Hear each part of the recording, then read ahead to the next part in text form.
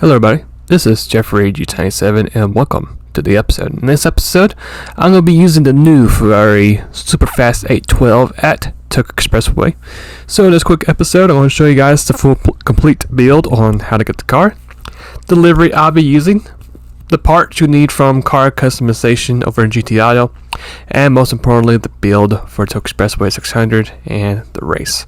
So hopefully this particular build will help you out in Tokyo Expressway 600, and if for some reason if this car does not really give you the results you need or get you that win at Tokyo Expressway, then I would highly suggest just to keep the car and save it for Le Mans 700 race. So without any further ado, let's go ahead and get straight into the episode. So of course the first stage is how to get the car. Like I did mention in my update episode, you can find this car at Brand Central. It's going to cost you a little bit over 500,000 credits. So just make sure you get yourself plenty of credits before you actually get this car. But you can see it by the stats. Really good strong car overall, more of a 700 pp car. So we had to do some heavy nerfing in order for this to be eligible for Tokyo Expressway 600. So our first step is we're going to go ahead and install the wide body. As you can see, we went ahead and did that just now with the car. After you install the wide body to the car, your next step is going to get the livery. Here's the livery that I'll be using. You want to go ahead and pause the episode and search up those hashtags you can. Now if you don't want the livery, I'll show you guys the parts that I do use. It's going to be BBS F2MG rims. Wide for both the width and the offset, and make sure the inch is set to 20. After you get the rims on the car, the front bumper is going to be type B, which is going to affect your PP points. After you get that added to the car, the next thing we're going to go ahead and add to the car is going to be the rear bumper. Keep it standard, that way it will give you some longevity for your PP points. If you keep it standard, you actually will lose PP points rather than having type A. And then for our wing, we're going to put type A for our car, and that's going to be all the parts we need for car customization. Moving now to the build itself, as you can see, we got our trusty sport hard tires. We have ourselves fully customized differential. If you want to go ahead and just pause the episode and just copy out the numbers you see on the suspension, the full control differential, I have those numbers down there as well. Downforce 120 for the front, 347 for the rear, 75 for the output, 70 for the power restrictor, 177 for the ballast, and then 390 for the fully customized manual transmission. And then for the later part of the list, we got steering angle adapter, weight reduction stage 1, increased bidirectionality, and that's going to be it for the build for the car. So there is to have a lot of nerfing involved with this build. That way it will be eligible for the race. But other than that, nothing really too out of the ordinary for the car. So for this car, with the added weight to the car and actually having to really nerf the HP, this is going to affect your overall speed performance in the race. Now unfortunately, would like to categorize this car is decent at best, but if you're thinking this car is going to absolutely come into the race and just do a complete massacre, unfortunately that's not the case. You're going to be at best running high 210s, low 211s. I mean, that's the honest truth with the pace with the car. I think what's really lacking is, since the car is so good from the charts in the game that it gives it, it's just a little bit slow in the turns, and with that weight it's going to affect especially your top speed. So unfortunately, with this new Ferrari, which I really actually love the sound of the new Ferrari, that this car is not going to be a world-breaking record when it comes to Tokyo Expressway 600. That's why I suggest to save the car and use this car for more of a 700 plus race like Le Mans. More likely it's more built toward that race than it is for Tokyo Expressway 600, but I thought give it a shot, see what the car is capable of doing, and I would say the car isn't too bad. It's got some really nice, decently good handling for the car. As you saw, we actually do have a decently good amount of front and rear downforce. So that downforce is going to come into play when it comes to this race. But other than that, with the added weight to the car and then having to completely get rid of over 50-60% of the horsepower, if not more than that, your car is not going to be too successful when it comes to the main straights. But handling wise, it is smooth to drive, very comfortable. But when it comes to real raw pace around the straights, you're going to be lacking a good bit in that department, which is quite unfortunate. But for our first lap, as you can see, we're way further back than we're accustomed to when it comes to this race. We're going to be within P7, P6 when the first lap's over with, when we're usually more accustomed to be in the top 3 spots in the first lap, if not P2.